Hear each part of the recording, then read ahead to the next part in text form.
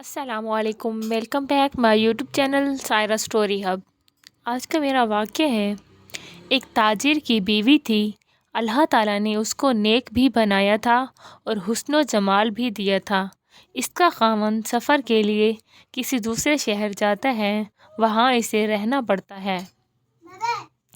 اب اس کی بیوی نے یہ محسوس کیا کہ اس کے خاوند کا قیام وہاں زیادہ ہونے لگا ہے، لہٰذا اسے احساس ہوا کہ کہیں اس نے وہاں دوسرا گھر تو نہیں بنا لیا۔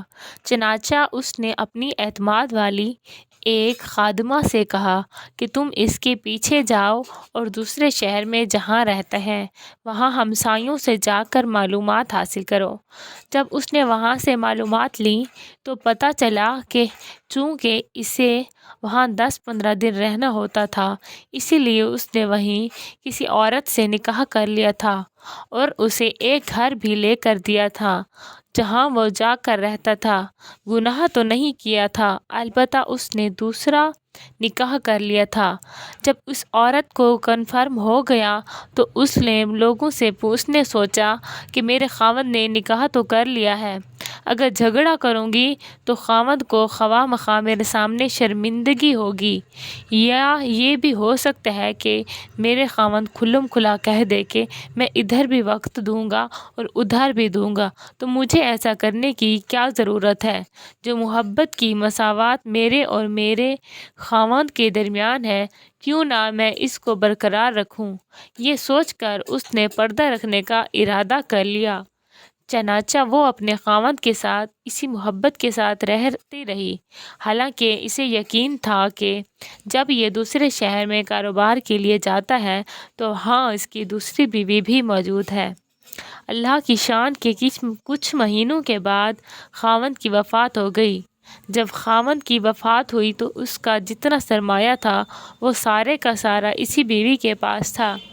جب اس کی تدفین کا مرحلہ مکمل ہوا اور اس کی وراثت کی تقسیم کا وقت آیا تو اس بیوی نے اپنا حصہ بھی الگ کیا اور دوسری بیوی کا حصہ بھی الگ کر دیا، اور اسی وقت عورت کو جس نے اس کو بتایا تھا کہ اس کا دوسرا نکاح بھی ہے، اس کو بڑی رازداری سے کہا کہ کسی کو پتہ بھی نہ چلے اور کوئی میرے خاوند کی بات بھی نہ کرے، لیکن اس کی وراثت میں اس بیوی کا شرعی حق ہے۔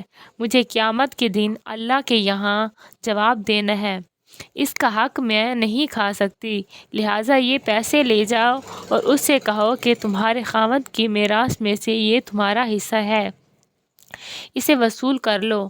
وہ عورت رقم لے کر خاتون کے پاس گئی، وہ کافی ساری رقم تھی۔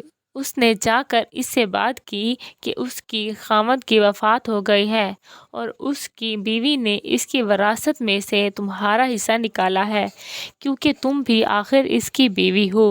وہ اگر تمہارا حق کھائے گی تو وہ قیامت کے دن اللہ کو جواب نہیں دے سکے گی۔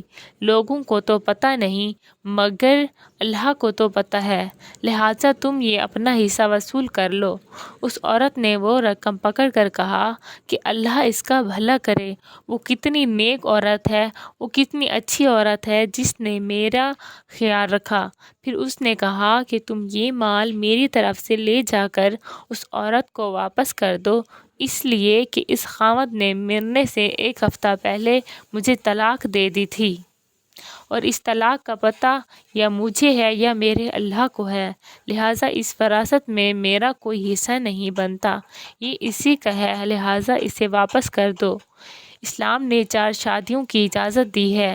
ٹھیک ہے، ہمارے معاشرے میں اگر ایسا واقعہ ہو جائے تو کیا کوئی سوچ سکتا ہے کہ کوئی عورت آج کے معاشرے کی ایثار و قربانی کا ایسا جذبہ رکھتی ہو؟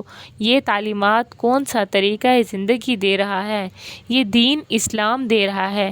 دنیا کو تو معلوم نہیں کہ حقیقت کیا ہے، لیکن جب دل میں خوف خدا ہوتا ہے تو پھر لوگ ایک دوسرے کے حقوق کی اتنی رعایت رکھتے ہیں۔